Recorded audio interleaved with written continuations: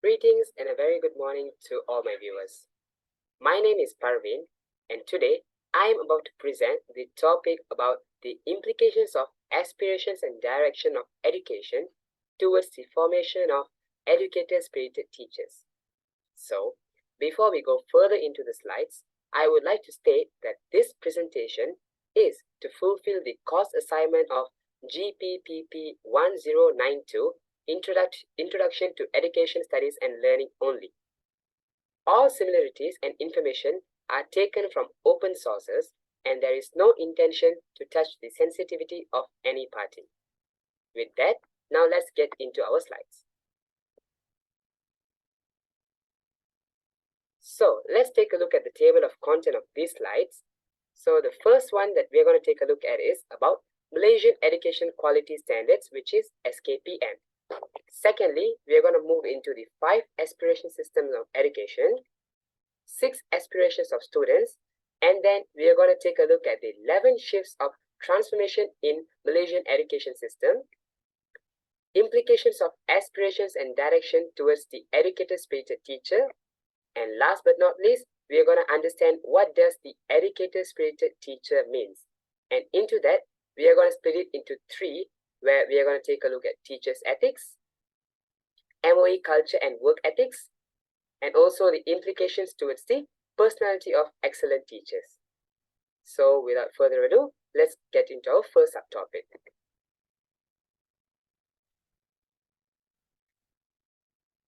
So, in order to achieve a global education in the 21st century, the quality of education is an important aspect so that the world-class students' development can be developed. Therefore, that is why the Malaysian Education Quality Standard was introduced in the year 2010. It is used as an assessment instrument that clearly and comprehensively measure the quality of education to achieve pupils' well-being. So, the school uses this platform to use it as the school self-rating platform.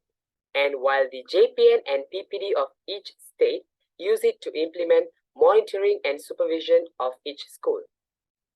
Later on, SKPM was improved in the year 2017 to SKPM MG2 to improve the management and teaching effectiveness of the system. So, there are 5 standards that is stated in the SKPM, and let's take a further look into it. So, the first standard is about leadership and direction. Through leadership, it is important for each school to have high-impact leaders, and these leaders must be able to mobilize school staffs. Other than that, it is important to develop schools and improving the quality of PDP. Next, the second standard focuses on the organization management. So when it comes to school organization, it is important to take into account the potential and needs of the staff, internal resource, facilities, and the leverage of external resources. This is very important for schools that can function efficiently and effectively. The third standard focuses on curriculum management, co-curriculum, sports, and student affairs. It is important that these things are managed efficiently and effectively to ensure that the school functions as a proper learning institution and also to produce students who are intellectually, spiritually, and physically balanced. Next, we are going to go look at the fourth standard, which is about teaching and learning. When it comes to teachers' plan, and it is very important to implement high-quality P&P process and to develop the potential and achievement of students at an optimal level. And the final standard focuses on students' development. Education in schools produces students who are knowledgeable, competent, noble, responsible, and able to achieve the well-being of the students. Hence, these are the 5 standards of the Malaysian Education Quality Standards. So, with these standards, the Ministry of Education has come up with 5 aspirations of education. So before that, we need to understand what does aspiration means. According to the Day-One and Pustaka dictionary, aspiration means a strong desire or will to achieve something. In the context of this discussion, the aspiration of education in the government's desire to improve students' performance in line with international education standards, improve the views of parents and the community on national education policy, and also to prepare Malaysia's youth to meet the needs of the 21st century. This is also clearly stated in the Malaysian Education Development Plan, which is known as PPPM, established in the year 2013 until the year 2025, which focuses on the development and improvement of the education system of Malaysia on an ongoing basis. So, the Malaysian Education Blueprint of 2013 till 2025 has been developed by assessing the current performance of the national education system by taking into account the past achievements in education and comparing them with international benchmarks. This plan also outlines the vision of Malaysian education system, the various factors that can achieve the aspiration of students, as well as the shifts that needed to be done from the strategic and operational aspects to achieve this vision.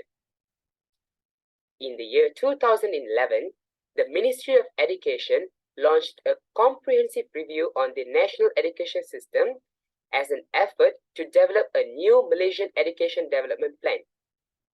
So, there are three major objectives of PPPM, and one of it states that it is important to create a clear vision and aspiration for every pupil and the education system as a whole. So, now let's take a look at what are the aspirations that PPPM wishes to achieve.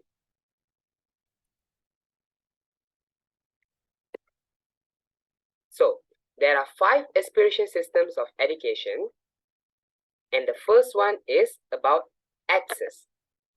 When we take a look at access, it focuses on 100% enrollment across all levels from preschool to upper secondary by the year 2020, which means the government wishes to enroll all youths of Malaysia into school education.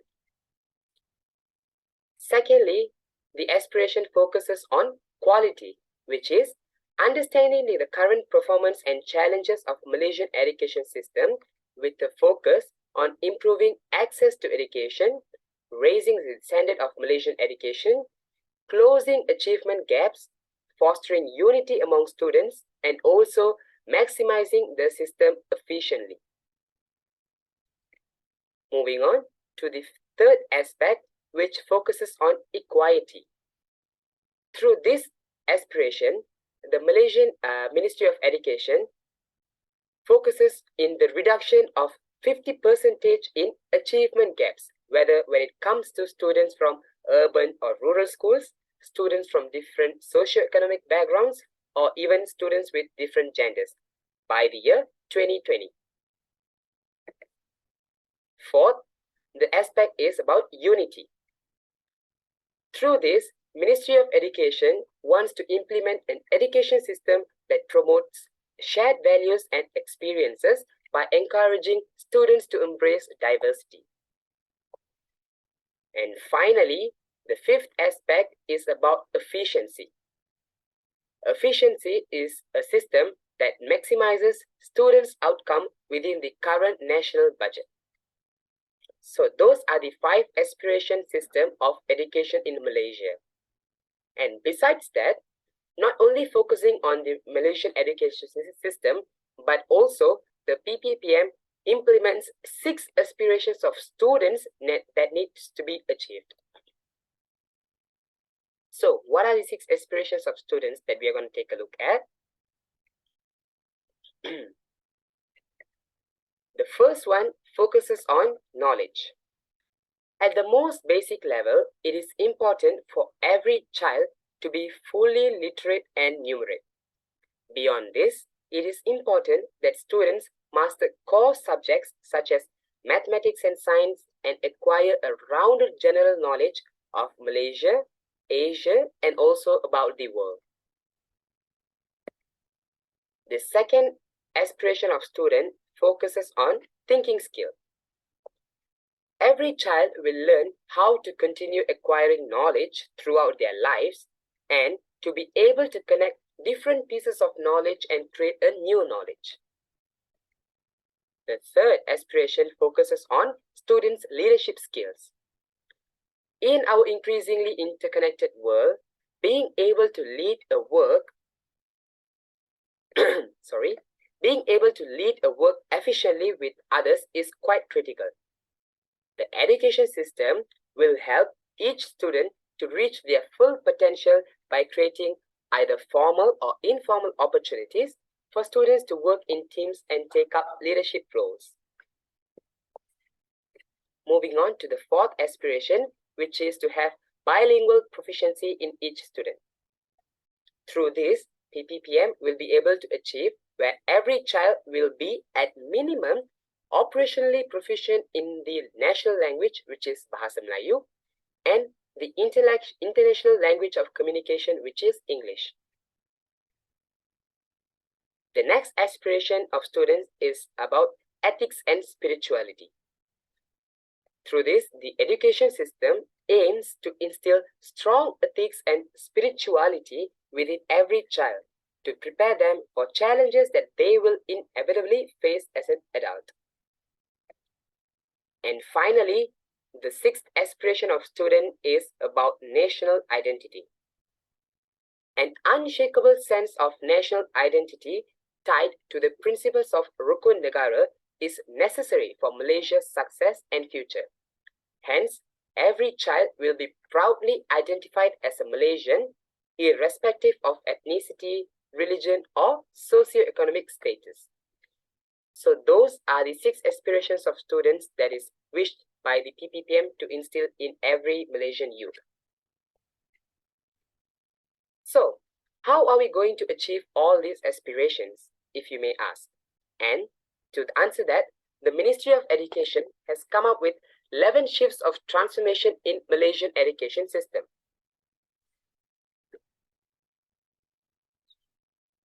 So, the first shift focuses on providing equal access to quality education of an international standard.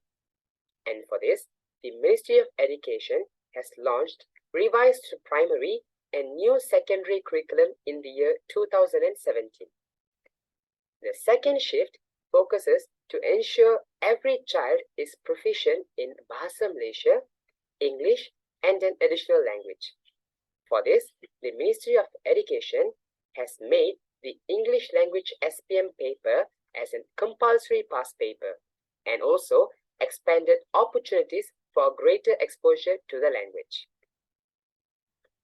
The third shift is to develop values-driven Malaysians, and for this, the Ministry of Education has enhanced Islamic and moral education with greater focus on unity and fostering stronger bonds among students.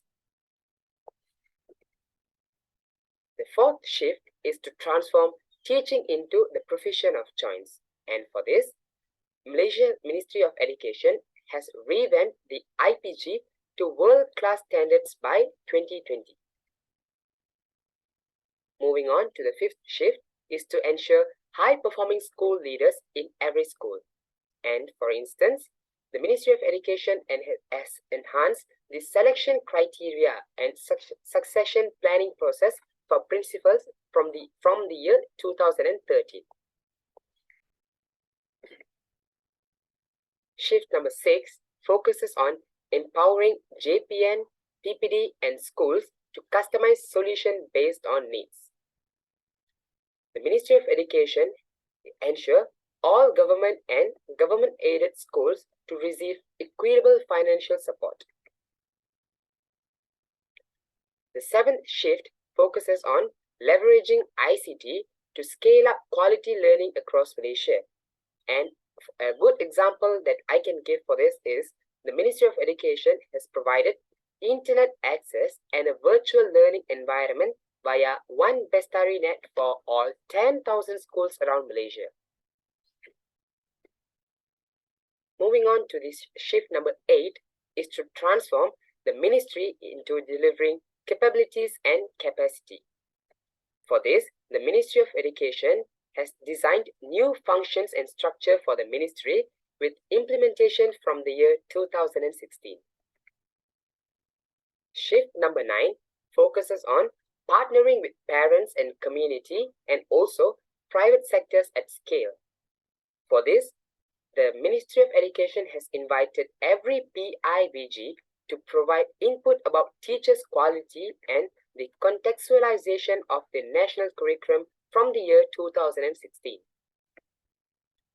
The 10th shift focuses in maximizing every student's outcome for every ringgit spent.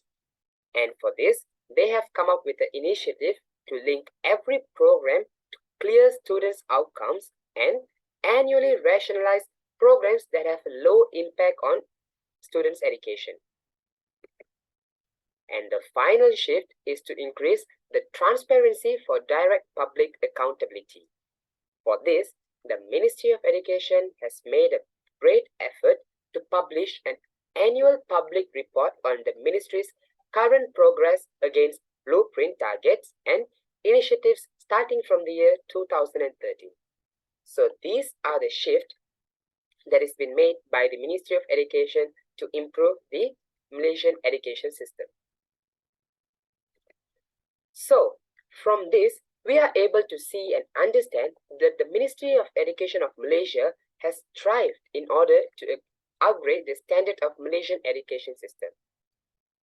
However, all these aspirations and efforts can only be achieved with an equal amount of contributions of not just any teacher, but an educator-spirited teacher who plays an important role as the shaper of the society. So, what are the implications of these aspirations and directions towards the educator-spirited teacher? So, the first implications towards educator-spirited teachers are improving the world-class capabilities of teachers that are needed to help achieve the best students' outcome. This can be achieved by following excellent work ethics and values of an educator, and teachers are able to contribute more to the production of successful students with great knowledge, values, and spirituality. The second implication towards educator-spirited teachers are teachers will get the support they need to succeed. For instance, the JPN and PPD of each state and each district will be able to provide the facilities needed for the school as well as teaching, which will make their work more even effective and easier. This implication leads to the third, which is it will make the teachers enjoy the work, which makes the work more of a suitable environment. And the final implication is teachers will be rewarded based on their performance. This is because in our Malaysian education system, teachers are graded according to their years of service or level of education that they possess. Hence, the more they provide excellent service in this career, the more their grades will increase, which leads them in receiving more incentives, higher salaries, awards, and more.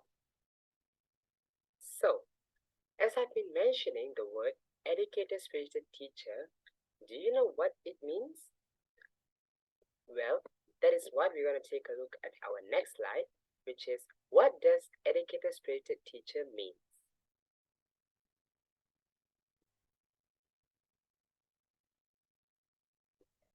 So, an educator-spirited teacher is a teacher who has a clear understanding of the true goals of education that are essentially to change human behavior. A teacher who is competent, patient, emotionally balanced, and has a high value system will form a high personality human being besides being followed by his students. So here are some examples of characteristics of an educator-spirited teacher. So, teachers who are competent in all aspects will educate with various teaching strategies and PDP facilitators. Secondly, they are be willing to tutor with love towards their students and also act responsibly towards their students either in classroom or outside the classroom. And last but not least, educated spirited teachers are the teachers who becomes an exemplary role model to produce excellent students. So these are some of the basic categories of educated spirited teachers. So to achieve this, the Ministry of Education has come up with several teachers' ethics, and that's what we're going to take a look at.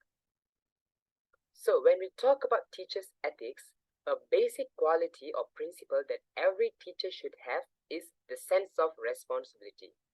And when it comes to responsibility, the teachers have responsibility towards many aspects of education. So that's what we're going to take a look at in this slide. So the first responsibility is responsibility towards students. This is important because students are the main focus of teachers, and it is very vital for teachers to act responsible towards their students and achieve their goals. So here are some examples of characters that teachers should do towards their students.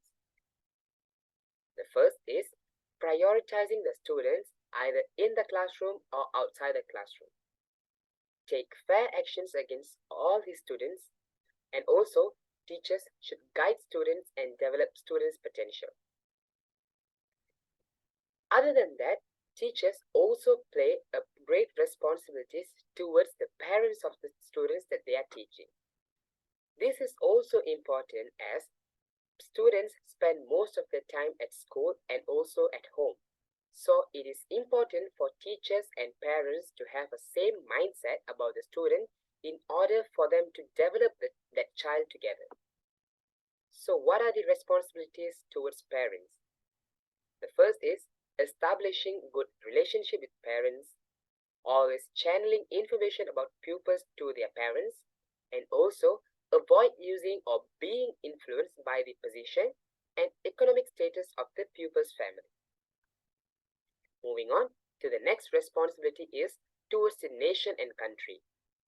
As I've mentioned earlier, teachers are the shapers of our nation and community. Hence, they play a vital role and responsibility towards the nation and country, being the role model for the community. So here are some examples of responsibilities. So teachers should cultivate values in pupils to be useful citizens to the world. Teachers should also have respect for the local community and also cooperate in channeling contributions in the community. Teachers should also adopt good behaviors and implement various efforts to achieve the aspirations of the country. And the final responsibility is towards the working colleagues and also the teaching profession itself, because we took an oath before we become a teacher. Hence, it is very important for them to uphold the oaths and play a very important responsibility towards the work that we are doing. So here are some of the examples of things that we should do as a teacher. Teachers should learn to collaborate with their colleagues in order to increase self-efficiency of the profession. They should also strive to fulfill the responsibilities of a teacher, enhance their knowledge and skills in line with current world developments, and last but not least, protect the good name of the teaching profession. So these are some of the examples of teachers' ethics. Not only that, the Ministry of Education has also have their own culture and work ethics. So, efforts to create excellent work culture and first-class work culture and Ministry of Education Malaysia work ethics was developed to serve as a guide to all Ministry of Education staff. This culture and work ethics' main objective is to instill a positive attitude and eliminate all negative attitudes in the performance of the task entrusted to consider the quality of work. So, there are several culture and work ethics that is implemented to every Ministry of Education staff, including teachers, administration staffs, and so on. So, the first culture or ethics is to have right intentions towards the job. It is important for staffs of the Ministry of Education to have good intentions and being honest in doing a job, and also to have without any hidden intention or expecting retribution. Secondly, all staffs of the Ministry of Education needs to be disciplined and civilized. They should always maintain polite manners as found in religious teachings, and also be sure to follow the rules and service instructions of the Ministry of Education and our country. Thirdly, all staffs of Ministry of Education needs to be truthful to the job that they're doing. They need to meet the requirements of the National Education Philosophy, which is known as the FPK, and its missions, goals and objectives of the Ministry of Education of Malaysia. And finally, the last work ethics and culture of KPM is sincerity.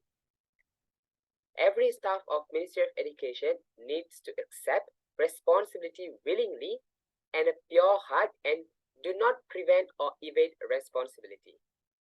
So these are the 4 culture and ethics of Ministry of Education.